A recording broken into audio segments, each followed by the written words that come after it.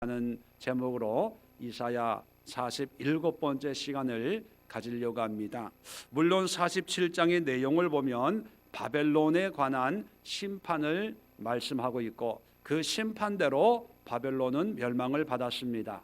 그런데 제가 설교 제목에 바벨론의 멸망의 이유 안 한 것은 뭐냐면 바벨론만 망한 게 아니라 이런 모습이면 그것이 국가든 개인이든 회사든 모든 하나님의 피조물은 하나님의 심판을 받게 마련이기 때문에 일반적인 의미를 담아서 멸망의 이유 이렇게 제목을 붙여봤습니다.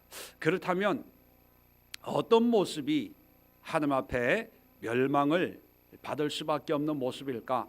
바벨론을 통해서 함께 생각을 해보려고 합니다.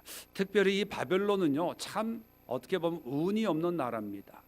왜냐하면 성경에 많은 나라들이 등장하는데 그 가운데서 가장 하나님이 진노하시고 또 멸망하겠다, 심판하겠다 성경 구절구절 제일 많이 언급한 나라가 바벨론입니다. 이사야서는 물론이고 또 예레미야서를 보면 더 많이 나옵니다. 그리고 구약에만 나오는 것이 아니라 신약의 요한계시록에도 보면 18장에 바벨론의 멸망에 관한 그런 모습들이 나오죠. 그렇게 보면 바벨론이 어떤 고유명사화 됐다기보다는 일반적인 의미를 가지고 있는 그런 모습이라는 거죠. 다시 말하면 물론 유다를 침공해서 유다를 점령했던 역사적인 바벨론이 있지만 그런 바벨론과 같은 삶의 모양과 모습을 가지고 있는 모든 어떤 상태나 상황을 바벨론이다 이렇게 표현합니다.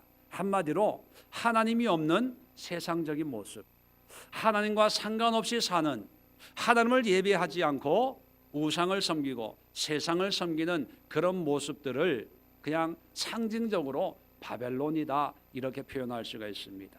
그렇게 보면 개인도 바벨론 같은 삶을 사는 사람들이 있고 또 시대도 보면 바벨론 같은 그런 시대, 또 문화도 보면 바벨론 같은 문화가 있을 수 있다는 것입니다.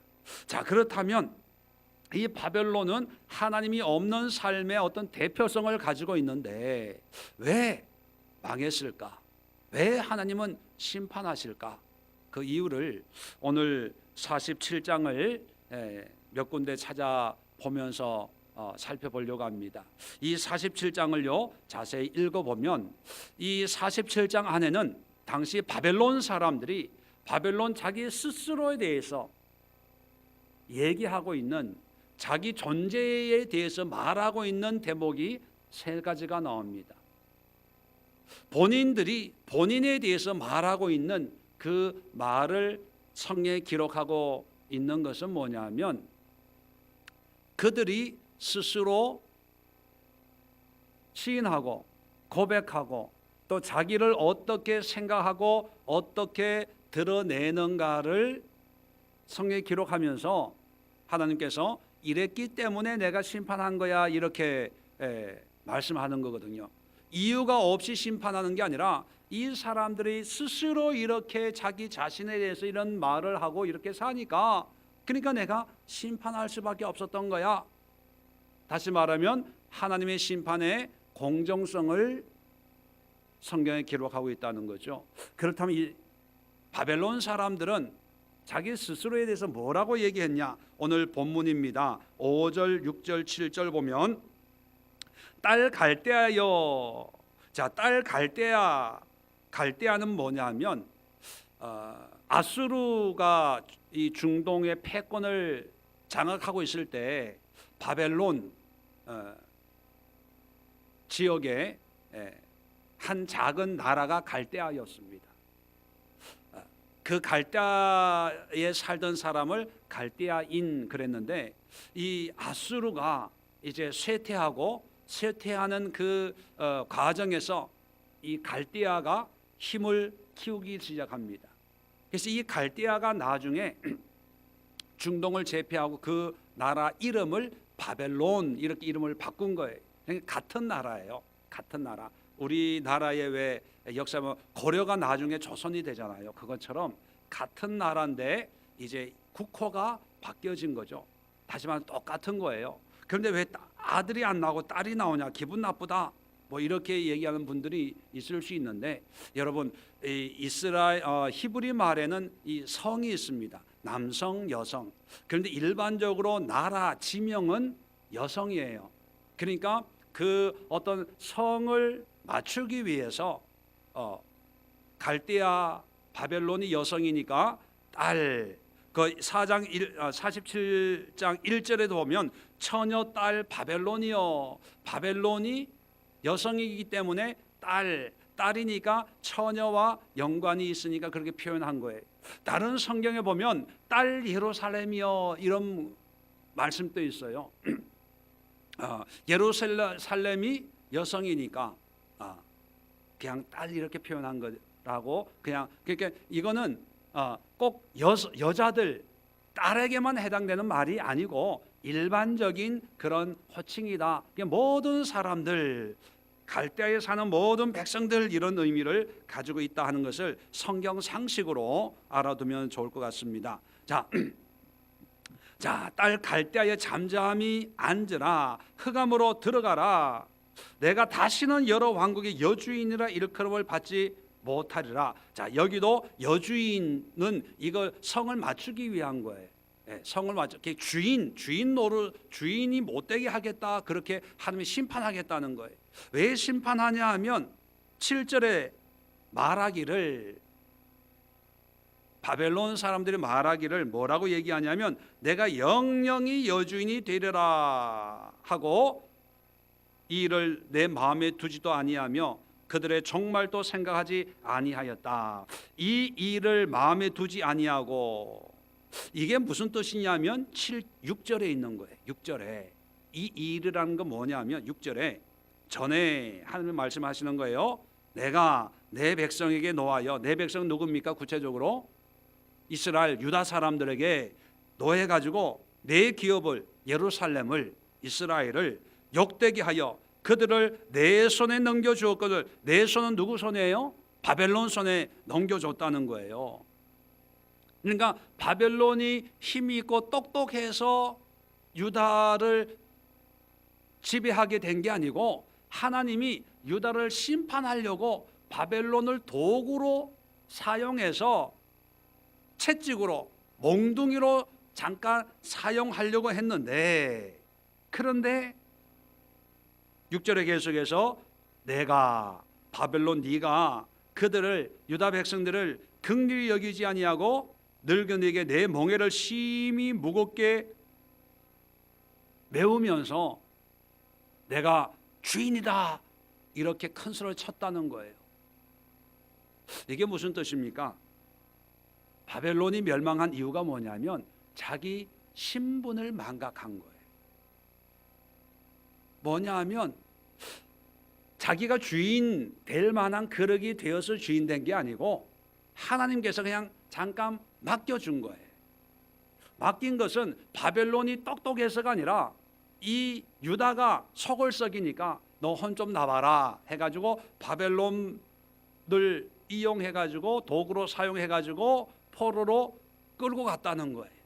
그래서 포로로 끌고 갔지만 70년이 차면 다시 본국으로, 내 것으로 다시 가져오겠다, 그런 계획을 하나님이 하셔서 이를 이루었는데 바벨론 입장에서는 그걸 모르니까 마치 자기가 능력이 있어서 전쟁에 이긴 줄 알고 이제 내가 주인이다 하면서 주인 노릇을 한다는 거예요. 그래서 이스라엘 사람들을, 늙은이에게 멍에를 심히 무겁게 메고 그들에게 긍휼히 여기지 아니하고 아주 호되게 그렇게 노예 종 부리듯이 부렸다는 것입니다. 한마디로 얘기하면 월권한 거예요.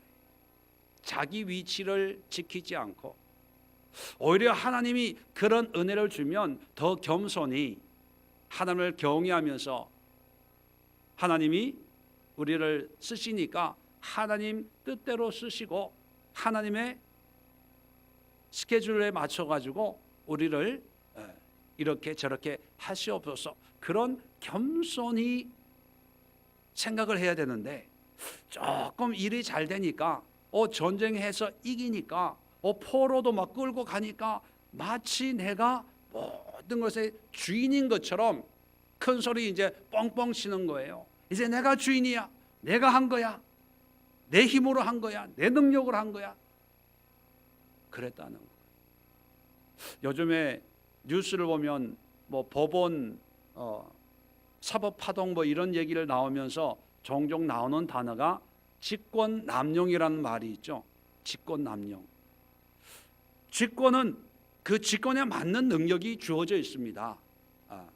그런데 그 직분에 맞는 그런 능력만 행사해야 되는데 남용이라는 게 뭐예요? 직권을 사용해서는 안 되는 그런 일에도 자기의 능력을 과시해가지고 자기의 뜻대로 자기 마음대로 뭔가를 하려고 했다 그래가지고 잡혀가잖아요. 심판 받아야 된다 그러지 않습니까? 하나님도 마찬가지예요. 겸손해야 되고 우리가 신약 시대에는 이런 의미를 뭐라고 표현하냐면 청지기 정신이다 이렇게 표현해요. 청지기 정신. 내가 주인이 아니고 주인은 누굽니까? 하나님이고 하나님이 나에게 맡겨주신 거에 대해서는 내가 최선을 다하고 힘과 노력과 정성을 가져서 달란트 비유처럼 하나님이 맡겼으면 열심히 해서 1달란트는 2달란트, 3달란트, 5달란트는 10달란트, 20달란트 최선을 다해서 수고하고 하다가 주인이 오면 어떻게 해야 됩니까? 주인이 주신 거 가지고 내가 열심히 수고해가지고 이만큼 열매를 맺었습니다. 주인의 기쁨이 되는 것이 청직이거든요. 그런데 이 바벨론은 뭐냐면 자기가 주인이다라고 생각을 하고 그것도 실제로 뭐냐면 영영이 여의 주인이 되리라. 영원한 주인은 나다. 큰 소리를 치고 있는 거예요. 그러니까 하나님이 바벨론을 멸망시키시면서 보여주는 게 뭐냐? 네가 주인이 아니라 내가 주인이다. 그래서 결국은 지금의 페르시아, 이란을 통해서 바벨론을 멸망시켜 버리는 거예요.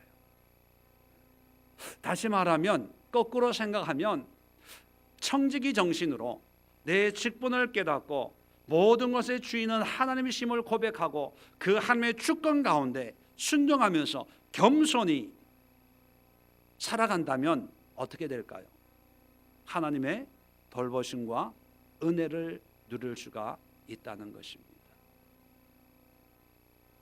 여러분들은 여러분의 인생의 주인이라고 생각하지 마시고 그래서 청직이다 생각하십시오. 주인이라고 생각하면 내가 내 인생을 어떻게 만들고 환경을 만들고 여건을 만들고 그래서 내가 이렇게 살아야지 주인의식을 가지고 아주 열심히 책임감을 가지고 살 수 있다고 생각하겠죠. 그러나요, 여러분도 아마 느끼고 계시겠지만 내 인생의 주인은 하나님이시고 나는 내 인생의 청직이다 생각을 하면 똑같은 열심이 생겨요. 청직이니까 열심히 살아야 되거든요. 그런데 그 청지기에게는 어떤 특권이 있냐면 책임감이 나한테 있는 게 아니라 주인한테 있는 거예요. 잘하면 칭찬을 받고 못하면 책망을 받지만 이 소유권이 주인인 하나님께 있기 때문에 결국은 누가 책임을 지시냐? 주인이 책임을 주는 거예요. 비록 내가 좀 책망은 받을 수 있지만 그래도 주인이 어려울 때 도와주고 넘어질 때 세워주고 자기 재산이 다 없어지는데 주인이 가만히 바라보는 그런 주인은 없잖아요. 그리고 청지기의 특권이 뭐냐면 어려우면 주인한테 도와달라 그러면 되는 거예요. 힘들면 힘들다고 구조를 요청하면 되는 거예요. 근데 내가 주인이라고 생각을 하는 그 순간부터는요, 내가 모든 책임을 져야 되고, 내가 모든 걸 감당해야 되고, 그리고 내가 주인이기 때문에 누구에게 도움을 청할 수가 없어요. 왜요? 도움을 청하는 순간 어떻게 생각하냐면 패배자다, 창피하다, 부끄럽다, 이런 거를 어떻게 남한테 알려, 그렇게 여겨지는 거예요. 그래서 여러분, 주인 하실래요? 청지기 하실래요? 근데 왜 주인처럼 사세요? 주인인 인생은요, 자기의 문제를 하나님 앞에 가져가지를 못해요. 가져갈 때는 어떤 때 가져가냐? 뭔가 일 잘 해놓고 하나님의 은혜로 이렇게 내가 열심히 해가지고 이렇게 열매를 이렇게 맺었습니다. 이 큰 소리 칠 때, 자랑질 할 때 하나님 앞에 기도해요. 근데 청지기들은요, 일이 잘 되면 하나님 앞에 자랑할 필요가 없어요. 왜? 어차피 주인이 와서 결산할 거니까. 근데 청지기들은 어떤 때 주인 찾아요? 어려울 때 찾는 거예요. 어려울 때. 주인님 도와주세요. 이번에 가뭄이 들어서 올해는 농사가 이런데 좀 곡식거리하고 양식 먹을 거 하고 씨 뿌릴 거 조금만 주세요. 그러면 내년에 2배로 드릴게요. 청지기는 떳떳하게 주인한테 이런 얘기 할 수가 있어요. 이렇게 청지기가 편해요. 편해 사는 게. 잘 되면 또 주인이 기뻐하실 것을 생각하고 기뻐하고, 또 안 되면 비빌 언덕이 있거든요. 그래서 기도가 뭡니까? 하나님 앞에 비빌 언덕이에요. 하나님을 찾는 거예요. 하나님을 구하는 거예요. 그런데 이 바벨론은 그걸 못했다는 거예요. 안 했다는 거예요. 자기가 주인이야, 주인. 조금 잘 된다고 큰 소리 뻥뻥 치다가 하나님의 심판을 받게 됐다는 것입니다. 자, 두 번째 멸망의 이유가 뭐냐면 8절에 있습니다. 8절에 또 이 바벨론 사람들이 뭐라 그랬냐면, 자 8절 보세요. 그러므로 사치하고 편안히 지내며 마음에 이르기를, 자 마음에 스스로가 뭐라 그랬냐면, 나뿐이라 나 외에는 다른 이가 없도다. 나는 과부로 지내지도 아니하며 자녀를 잃어버리는 일도 모르리라. 그렇게 했다는 거예요. 이게 무슨 뜻일까? 나뿐이라 나 외에는 다른 이가 없다. 내가 최고라는, 최고. 힘이 최고고 능력이 최고라서 나는 결코 과부로 지내지 아니하며. 과부로 지낸다는 건 뭐예요? 남편을 전쟁에서 잃어버리고, 그 얘기는 뭐냐면 전쟁에 질 일도 없고, 자녀를 잃어버리는 일, 노예로 끌려가게 하는 그런 불행한 일을 나하고는 상관이 없다. 한마디로 얘기하면 나는 다 이길 수 있어. 나를 상대할 자는 이 세상에 없어. 다시 말하면 내가 최고야. 그랬다는 거예요. 조금 주변 국가들하고 전쟁에서 이기고, 그리고 예루살렘까지 멸망을 시키고 하니까 막 승승장구하거든요, 당시에는. 그러니까 이제 큰 소리 치면서 뭐라고 하냐면 내가 최고야. 자, 내가 최고야 라고 하면서 이 사람들이 8절 초반에 보면 사치하고 평안히 지내며, 사치했다, 물질적인 것으로 펑펑 써잡혔다는 거예요. 그리고 평안히 지냈다, 이것은 뭐냐면 심령의 평안이 아니라 삶의 모든 부유를 다 누리는 그런 삶을 살았다는 거예요. 이게 뭐냐면 자기 숭배, 자기 우상에 빠졌다는 거예요. 내가 최고야, 내가 제일이야, 내가 맛있는 거 먹고 내가 비싼 거 먹고 사치하면서 몸에 좋은 거 뭐에 좋은 거 뭐에 좋은 거. 왜요? 내가 최고니까. 조금만 나를 힘들게 하는 그런 걸 참지를 못하는 거예요. 이게 뭐냐면 자기 교만에 빠진 상태입니다. 자기 교만. 나를 드러내고 내가 제일이라고, 자기 제일주의죠. 이것을 조금 피부에 와닿게 표현을 하면, 요즘에 얼마 전에 뉴스를 장식했던 단어 중에 갑질이라는 거 여러분 아세요? 갑질. 갑질이라는 의미와 이렇게 연결하면은 아마 이해가 좀 빠를 거예요. 뭔가 돈이 좀 있고 능력이 있고 나라가 좀 커지니까 나보다 못한 사람들한테 나를 드러내고 싶어 하는 거예요. 자기의 권력이나 권세나 어떤 재력을 가지고 상대방을 누르는 거예요. 상대방을 누르기 위해서는 어떻게 해야 됩니까? 집도 좋은 집을 가져야 되고, 뭐 가구도 외제로, 옷도 차도 다 그러면서 나야 나처럼 이런 사람은 없어. 뭐 이렇게 큰 소리 치고 약한 사람을 진 누르려고 하는 그 갑질, 그게 교만이거든. 교만. 어떤 큰 회사 사모님이 뭐 물컵을 던지고 뭐 그런 거 뉴스에 보셨지 않습니까? 그게 뭐냐면 좀 가지고 있다고, 누리고 있다고. 회장 아내라고, 뭐 아내라는 표현 쓰기도 마누라 뭐 이렇게 하고 싶지만, 자기가 뭔가 있다고, 나뿐이다, 나 외에는 다른 이가 없다 그러는 거예요. 아나무인이란 말이 있죠. 눈에 보이는 사람이 없어요. 내 밖에. 내가 싫으면 싫은 거예요. 내 기분이 나쁘면 나쁜 거예요. 상대방을 배려하지 않는 거예요. 이게 바로 영적인 교만이거든요.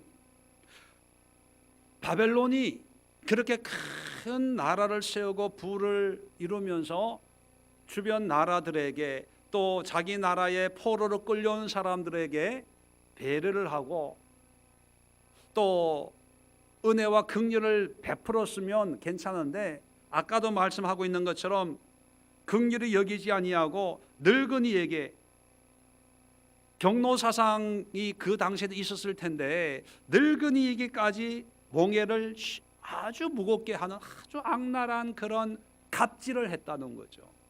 그러니까 하나님이 결코 참을 수가 없었던 거예요. 여러분, 교회나 회사나 개인적인 그런 삶을 보더라도 하나님이 이 교만, 이게 성경적인 용어죠. 요즘 세상적인 용어로는요, 갑질입니다. 갑질. 교회도 갑질해요. 조금 크고 뭐 남들보다 뭐 특별하다 그러면요, 조그만 그런 교회나 그런 성도들을 무시하고, 아직도 그래? 아직도 뭐 개척교회야, 상가교회야, 뭐 이런 데니까요. 제가 이런 작은 목회를 하다 보니까 피부로 느끼는 그런 거 아니겠습니까? 나는 그러지 말아야지. 근데 속으로 그럴 기회가 과연 올까? 여러분, 하나님이 우리에게 계명을 주셨는데, 예수님께서 그 율법의 모든 계명 중에 제일 중요한 게 뭐라고요? 두 가지를 말씀하셨습니다. 하나님을 사랑하고 이와 같이 내 이웃을 내 몸과 같이 사랑해라. 그건 뭐냐면 섬기는 거. 여러분, 몸이 아프면 여러분 몸 어떻게 해요? 안 아프게 약 바르잖아요. 섬겨요. 여러분 피곤하면 어떻게 해요? 쉬잖아요. 그 쉬는 게 섬기는 거예요. 여러분 몸 배가 고프면 뭐 해요? 밥 먹어요. 그거 섬기는 거예요. 목이 마르면 물 마셔요. 그거 섬기는 거예요. 피곤하면 밤 11시 되면 집에 가서 씻고 뭐 해요? 자요. 자는 거 그거 섬기는 거예요. 여러분 몸을 편안하게 건강을 유지하도록 섬기는 거예요. 이게 이웃을 사랑하는데 그 기준이 뭐라고요? 이웃을 사랑하는데 사랑의 기준이 뭐를 기준으로 해서 사랑하라고요? 네 몸같이, 네 몸같이. 그러니까 이웃이 아니라 이웃이 내 몸이에요.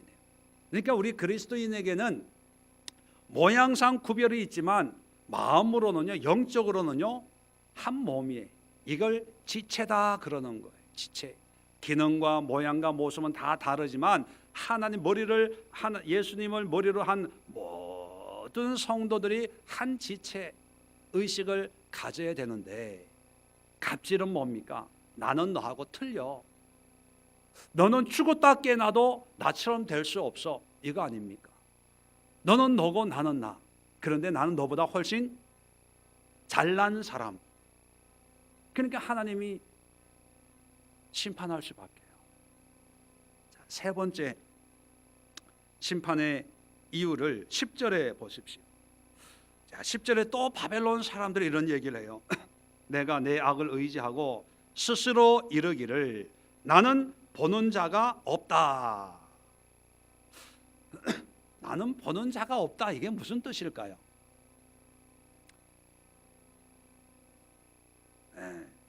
악을 행하고 있는데 내가 악을 의지하고 악한 삶을 살고 있어요.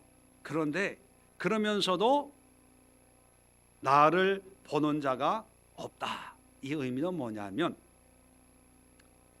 나를 무시할 사람이 없다, 그런 뜻이에요. 내가 하는 이것을 가지고 딴지 걸 사람이 없다. 본다고 하는 것은 눈으로 보는 것이 아니라 이게 옳다 그러다, 잘한다 못한다, 왜 이렇게 왜 저렇게 이렇게 훈수 둘 사람이 없이 나는 정확해, 나는 올바라, 내가 하는 것은 누구나 다 인정하는 그런 사람이야. 그렇게 생각한다. 자화자찬한다는 거예요. 설사 나쁜 짓을 해도 이거 원래 이렇게 하는 거야 그러는 거예요. 근데 왜 이렇게 됐냐면 그 뒤에 성경 말씀이 이렇게 계속 이어집니다. 자, 이러기를 나를 보는 자가 없다 하나 내 지혜와 내 지식이 너를 유혹하였음이라. 지혜와 지식이 너를 유혹해서 그렇게 됐다, 이렇게 얘기하는 거예요. 이게 무슨 뜻이냐면 이 바벨론 사람들은요, 자기가 조금 배웠다고, 조금 안다고, 그게 정답이라는 거예요. 나 알아, 이거 내가 연구해봤는데 이거 이렇게 하는 거야. 큰 소리 치는 거예요. 그러니까 자기의 지식과 자기의 지혜를 믿는 거예요. 한마디로 얘기하면 자기 지식에 사로잡혀 있는 사람, 사로잡혀 있는 사람. 누가 옆에서 아니야, 그거 아니야, 그건 악을 행하는 거야 라고 해도 이 사람은 고집을 부리는 거야. 아니야, 내 생각에 이게 맞아.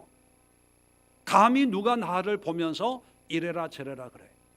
아주 그런 고집이 센, 교만하고, 그리고 자기 생각에 똘똘 뭉쳐 있는데, 그걸 보면서 하나님이 탄식하는 게 뭐냐면 내 지혜와 지식이 너를 그렇게 만들고 있는 거야 그러는 거예요. 자, 좀 더 볼까요?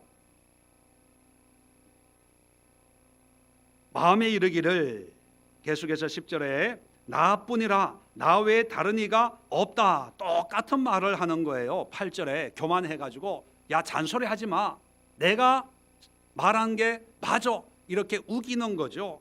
자, 그랬더니만 11절에 재앙이 내게 임하리라. 그러나 내가 그 근원을 알지 못할 것이며 손해가 내게 이르리라. 자, 자기는요 다 아는 것 같아요. 뭐 물어보면 다 대답을 하고 얘기를 해요. 자기 생각과 지혜, 개똥철학이라고 그러죠. 자기의 지식으로 다 아는 것처럼 사사건건 잔소리하고 이래라 저래라 하는데 정작 하나님의 재앙이 임하는데 그 근원은 알지 못해요.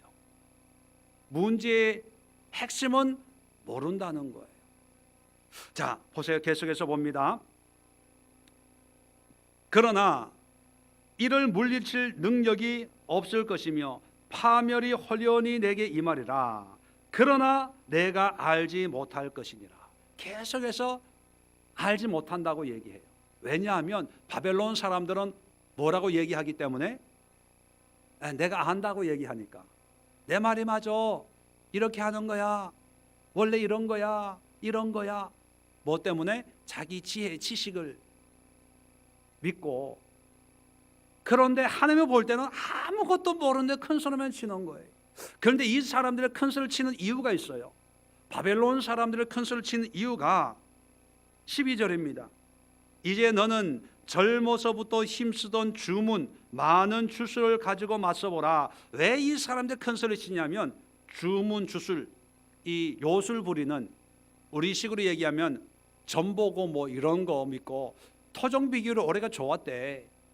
전보러 갔더니만 10월 달 11월 달에 동남방에서 귀인이 온대. 그래 그거 믿고 큰 소리 치는 거예요. 기도할 필요 없어. 동남방에서 귀인이 오고 동쪽에서 귀인이 오면요, 혹시 미국의 지금 이 잭파트 로또가 1억 8천억이래요. 혹시 그거 당첨되지 않을까 해가지고 인터넷으로 뭐 살 수 있는지 모르겠지만 사가지고 그거 영수증 하나 이게 주머니에 넣어놓고요, 세상이 내 것처럼 이거 되면은 집도 사고. 여러분 그런 경험 없었어요? 복권 하나 사가지고 발표도 안 나고, 복권 추첨이 언제입니까? 주말에 하나요?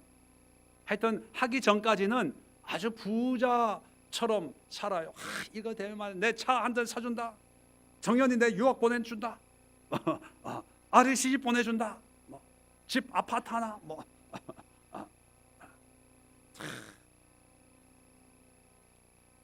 우리는 웃지만 바벨론 사람들이 그러는 거예요. 자, 좀 더 볼까요? 자, 맞서보라. 혹시 유익을 얻을 수 있을는지, 혹 놀라게 할 수 있을는지 묻지만 그렇게 할 수 없다는 거예요. 헛된 거라는 거예요. 자, 13절입니다. 내가 많은 계략으로 말미암아 피곤하게 되었도다. 많은 계략이라고 하는 것은 많은 생각을 많이 했다는 거예요. 나름대로 연구도 하고 궁리도 하고. 자, 하늘을 살피는 자, 천문을 공부하고 별을 보는 자, 별로 점을 치는 점성술을 얘기합니다. 초하루 나라에 예고하는 자, 어떤 예언자, 예언자들에게 일어나 내게 임할 그 일에서 너를 구원하게 하여 보라. 구원할 수 있다 없다? 없다는 거예요. 없는데 이 바벨론 사람들은 뭘 의지하냐 하면 바로 자기 지식과 별을 보는 이 천문학이나 이 별을 보는 점성이나 또 초하룻날 예고하는 이런 잡다한 세상 지식, 세상의 그 잡다한 학문들, 이런 걸로 머리에 탁 해가지고 모르는 게 없는 게 모르는 게 다 자기 말이 옳대요. 그런 모습이 바벨론이라는 거예요. 자, 그렇다면 여러분, 이런 사람에게 하나님이 심판한다면, 바꿔 얘기하면 하나님의 심판을 받지 않는 삶의 모습은 무엇입니까? 반대로 하면 되는 거죠. 자기 지식에 사로잡힌 것이 아니라 나를 비우고 겸손해서 상대방의 이야기를 들어줄 수 있는 그런 사람이 되어야 된다. 솔로몬이 왕이 되었습니다. 1,000번제를 드리고 하나님 앞에 제사 드렸을 때 하나님이 임하셔서 내가 원하는 것이 무엇이냐 물어봤을 때 뭐를 구했어요? 우리는 어릴 때부터 교육받은 게 뭐냐면 지혜를 구했다는 거에 머리에 박혀 있어요. 그런데 성경을 자세히 보면요, 듣는 마음이, 듣는 마음. 집에 가서 성경 한번 찾아보세요. 듣는 마음을 주세요. 그랬더니만 하나님이 그것을 지혜로 여기시는 거예요. 듣는 게 중요한 거예요. 물론 들을 때 제일 중요한 것이 하나님의 음성, 하나님의 말씀이죠. 그런데 굳이 하나님의 말씀만 듣는 내용이 아니에요. 그 다음에 나오는 게 재판하는 얘기가 나오는 거거든요. 아이 하나 가지고 싸울 때 솔로몬이 듣는 마음을 주세요 하고 그 듣는 마음의 모습이 뭔가를 상징적으로 성경이 기록하고 있는 게 재판하는 거예요. 재판이라는 게 뭡니까? 원고와 피고의 말을 잘 들어주는 거예요. 듣고 들은 대로 심판하는 거예요. 이 여자도 자기 아들, 이 여자도 자기 아들. 그러니까 두 사람이 자기 아들이라고 하니까 그러면 갈라줘라. 아주 간단하잖아요. 듣지 않으면 어떻게 해야 되냐면 조사를 해야 되는 거예요. 조사를 해서 판단을 하고 판결을 내려야 되는 거예요. 그 판결은 뭐냐면 조사에 의한 이 두 여자의 말을 듣는 것이 아니라 다른 사람의 증인을 통해서 이 아이의 실질 이 엄마가 누구인가를 찾아내야 되거든요. 그런데 솔로몬은 그대로 듣고 판결을 한 거예요. 그건 뭐냐면 사람의 말 듣는 것도 중요하다는 거예요. 사람의 말. 하나님의 음성 듣기도 중요하지만 사람의 말 듣는 것도 중요해요. 그런데 듣기는 듣죠. 너는 치져라, 나는 간다. 그런 사람 있어요, 없어요? 있어요. 그런 듣는 게 아니고 자기의 지혜와 지식을 내려놓는 거예요. 여러분, 제일 위험한 사람이 누군지 아세요? 책 한 권 읽고 전부를 안다고 하는 사람. 그런 말 있죠. 서울 가본 사람보다 안 가본 사람이 서울 더 잘한다고. 가본 사람하고 안 가본 사람 싸우면 누가 이겨요? 안 가본 사람이 이겨요. 가본 사람은 가본 것만 알지만 안 가본 사람은요, 얘기 듣고 막 상상의 나라를 펴요. 김포에 압구정동 있다고. 그죠? 그러면 가본 사람은 자기가 갔을 때는 그걸 모르니까 광화문만 아니까 긴가 민가 그러고 있는 거죠. 뭐. 하나님이 우리에게 교만을 아주 싫어한다고, 교만은 패망의 선봉이다라고 말씀을 하는데, 그 교만의 모습 가운데 그 왜 교만하냐 하면 그 사람도 뭔가 붙들고 있는 게 있기 때문에 교만해지는 거거든요. 아무것도 없는 사람이 절대로 교만해질 수가 없어요. 뭔가 있는 사람이 교만한데, 있는 게 뭐냐 하면 가난해도 교만한 사람이 있어요, 없어요? 있어요.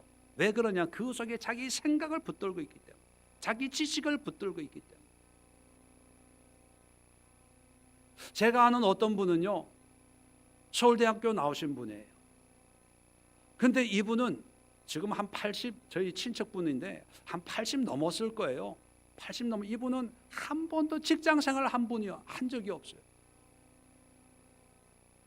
근데 한 번도 기죽어 산 적이 없어요. 저희 어머니 장례식에 이분 오셨는데 그 장례식에 와가지고도요, 앉으면 자기 친구 얘기하는 게, 친구.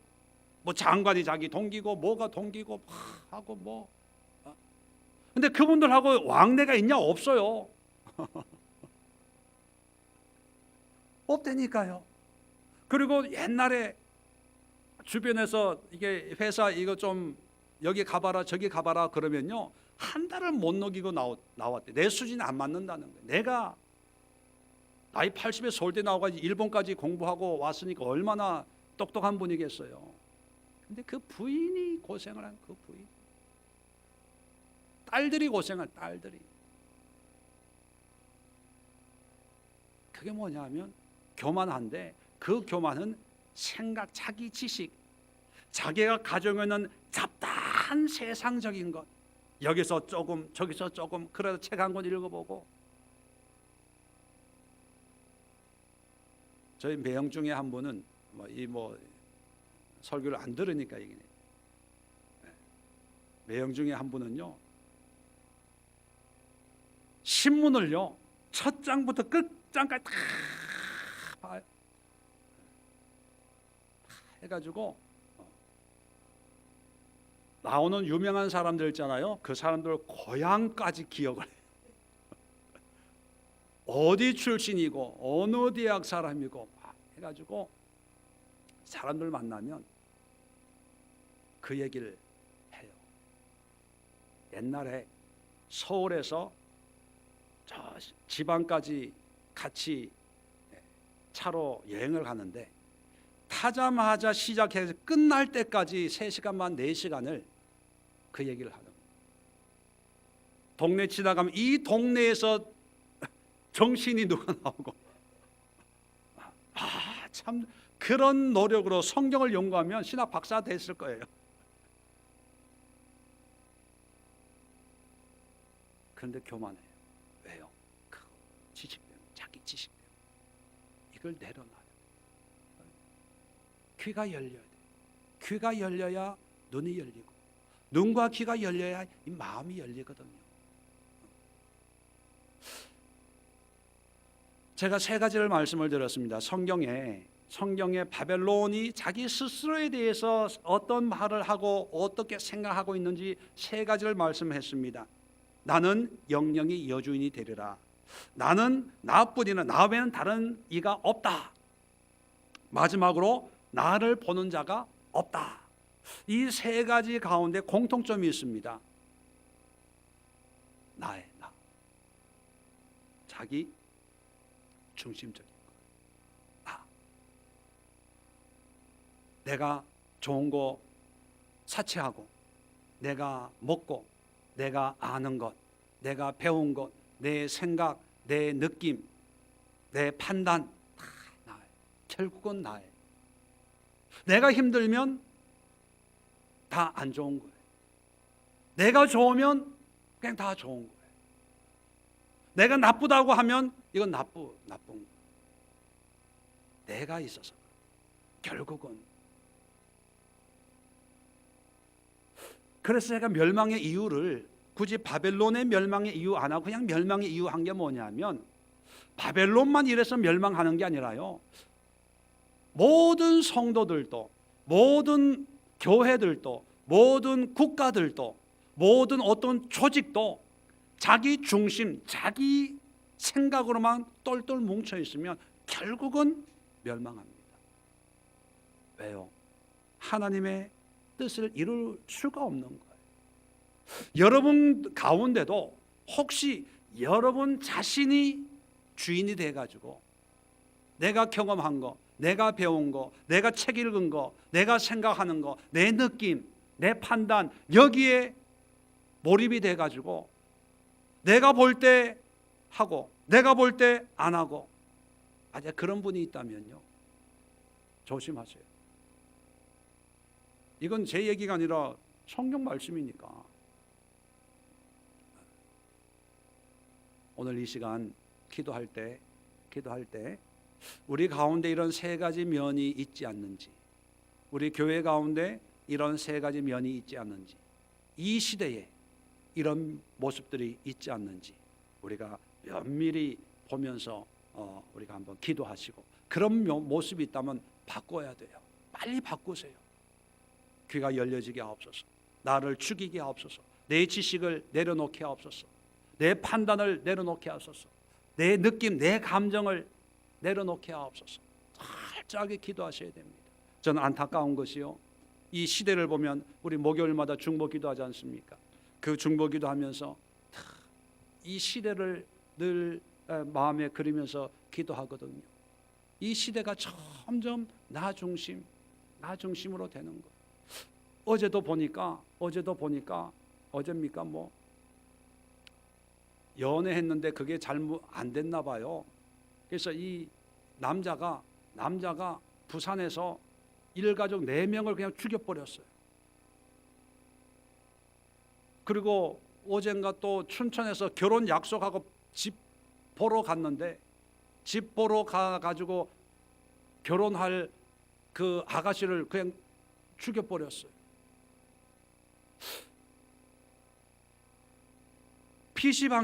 PC방에서 뭐 게임을 뭐 하다가 그냥 싸움 나가지고 그냥 죽여버렸어요. 강서구에서.